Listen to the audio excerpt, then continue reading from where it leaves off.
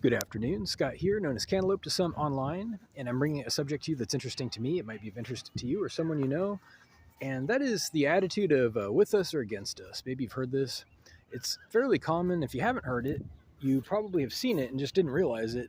With us or against us means you're looking at a hard line between you and your family or your group, your affiliations, and outsiders as being adversarial by nature and nothing in between. That's the idea of the attitude. But in reality, there's definitely something in between, right? There's apathy, there's non affiliation, there's people who are minding their business and doing other things, being literally too busy to take the time to know what the choices are as far as signing up for stuff.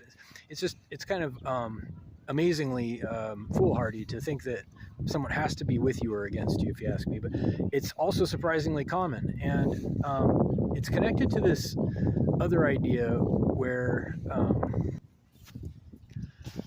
people tend to view advantages as being something you always want to maximize on your own side. It's almost the same idea, not quite the same idea, but it has an assumption as well, that this idea that you should maximize your own advantage, and it's always good to do so. And if you ever see somebody not doing so, then that's a mark against them potentially, or should be, if you know what I mean. So consider that when you enter into a situation with other people, perhaps they're strangers or not, business partners or customers, whoever, and your attitude is 100% trying to take advantage. We even have a figure of speech for this. It's called taking advantage of people, right? It means something bad. It means you're treating people badly for a reason, and that is because there are many times, if not, if we're being honest, most times when taking advantage of someone is inappropriate. It's selfish, and it's aimed towards not being supportive or helpful or social or positive or any of the good qualities that we tend to recognize in people, fellow community members or fellow employees, whatever. But so these two ideas are connected. The idea that you're either with someone or against them, or you have an advantage or a disadvantage, and they share the idea that you would be at odds with everyone you meet. That someone, if they're not actually signed up and helping you directly, then they are a potential enemy, and in fact an enemy. Many people are looking at it this way.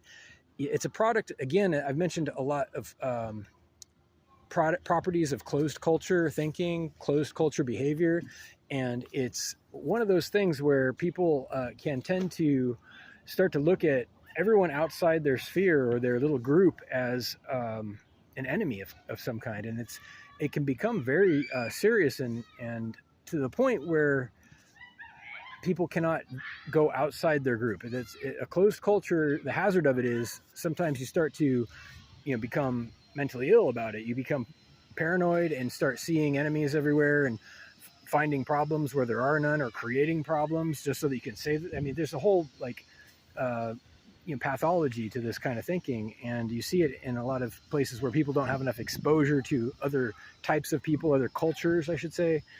And unfortunately, it's very common in the people we deal with. I'm not going to call out any groups today in this video, but you can think for yourself about who might fall into that category. What kind of people are adversarial by nature to begin with, who view you as either being 100% supportive and cooperative, or you're an enemy? Who do you think? Well, it's not helpful, and it's not accurate. It's not honest. There are many, many people. I'm going to wrap up the video. There are people who are on the fence, that is, undecided people, who honestly don't know if they're your friend or not until you present an ultimatum or a threat or whatever, and that can push them off the fence one direction or the other. I think it's helpful to understand that many people are as confused as we might be, as not knowing necessarily what to expect from other people when we meet them. And the trust that you extend is a vote of confidence. The advantages you refuse to steal from people, that is the more supportive and positive and helpful you are to other people, if they're decent, if they're as decent, that's only going to pay off for both of you, because they will have an incentive to reciprocate. That's what it means. So, but then of course there's people whose nature is to be parasitic, whose nature is to be hostile, and those same kind of people who want to take as much advantage as they can for whatever reasons, and to give them a vote of confidence, it's a little bit of a gamble, but it works out in the long run. On a long enough timeline, if you extend trust by default and you withdraw it cautiously as needed, it works out for you if you need a rule of thumb. Anyway, I hope everybody has a great night. Reach out with questions or comments to whitehotrobot@gmail.com. Thank you.